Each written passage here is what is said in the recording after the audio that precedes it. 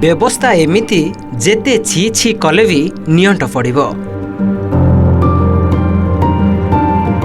महिला माने मुंडरे चाउल बैग लदी चालुछंती माइल माइल बाट। मागणा चाउल पाई खर्च करुछंती 500 टंका, नचेत दिन तमाम चालिबाकु पड़ुछि।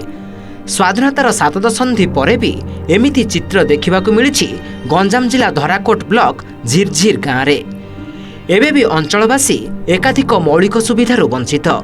केवल रास्ता नुहे, आज जाए गाँव को करेन्ट भी जाइनी। सीटी 6टारे बारुछि, इटी 10टारे पहुंचुछि सर।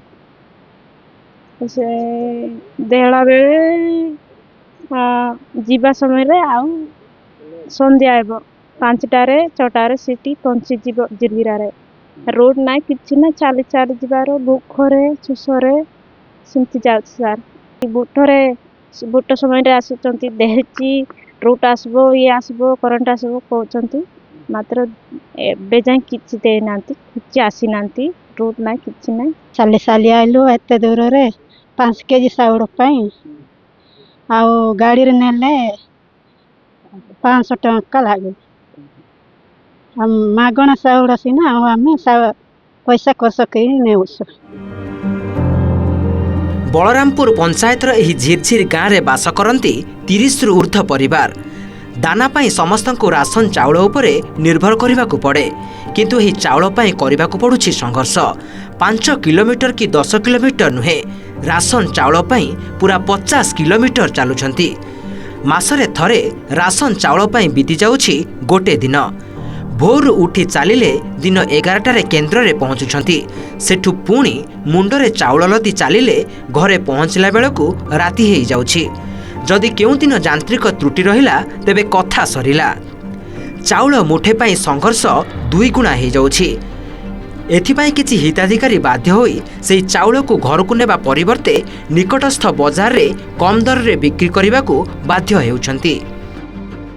सर चाउल पर जाइथिलु खरा को हताश होगी चली चली पूरा बसचे सर। आज दिन जाक पूरा चली चली चली चली संध्या को पहुँचला बेलू 5टा 6टा हो प्राय 10-12 जगार बसी बसी बसी बसी पहुँचब सर। चाउल जो पाउछन आज्ञा से सकाल उठिक आसचु ये पहुँचला बेलू पंचायत 10टा होचे आ पुणी पेर घर को गला बेलू 5टा 6टा हो जाऊे। आज्ञा रास्ता समस्या टू आम चली आसवाटा बहुत प्रोब्लेम आउ किंतु मेडिकल आउ जर नार हेले आउ समस्या सबू आज्ञा जावासवाटा बड़ कष्ट।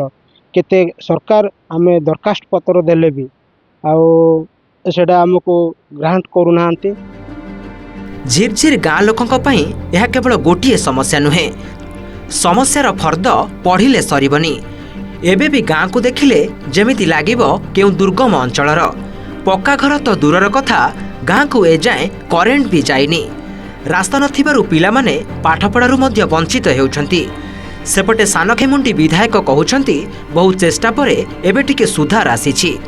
एबे भी एमिति अनेक गाँ अछि जेउठाकु रास्ता जाइनी। झिरझिर रे किछि गाँ रे आमे निज हातरु खर्च करी अल्प किछि रास्ता बनाइछु। उपजिलापाल कहउछंती रास्ता नथिबा कथा मु जानिनी, जदि एमती किछि समस्या थिबो मु कथा हेबी। विभिन्न गाँ रही सावा बलरामपुर रे आम चेष्टा करी किसी रोड रास्ता बनई देचु। गोटे नाक्तिरी बोली गोटे गाँ अच्छी, से गाँ गोटे रोड रास्ता नथिला। से समय मो हाथरू निज निज पैसा रु 2 लाख खंडे ताकू पैसा लगे ताकू मरामती करी आज से गाँ गाड़ी मध्य जाई पारछि। किछि सरकारी साहाय्य लागिछि, किछि आम निज किछि आमर पैसा लागिछि, जा द्वारा एमएलआर किछि लागिछि, ता द्वारा से गाँ को टिके जिबा आसिया पई गाड़ी गुडा जे सुविधा होई पारछि। हेले मध्य आउरी अनेक गाँ रही चेष्टा जारी रही, धीरे धीरे संपूर्ण करूँ। रास्तार जब किसी इश्यू अच्छी आम पाक तो मुझे जानी ए विषय मुझे कथा है आम R&B कि RD जो डिपार्टमेंट अच्छी मुझे विषय आम देखू कम केमती हम रास्ता हो पारे विषय समाधान कर। चाउल मागणा हेले खर्च 500 नतुबा चलने को पड़े 50 किलोमीटर।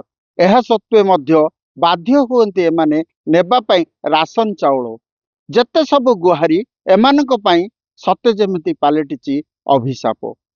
धराकोट ब्लॉक झिरझिरा ग्रामरू मनोज मुनि, OTV।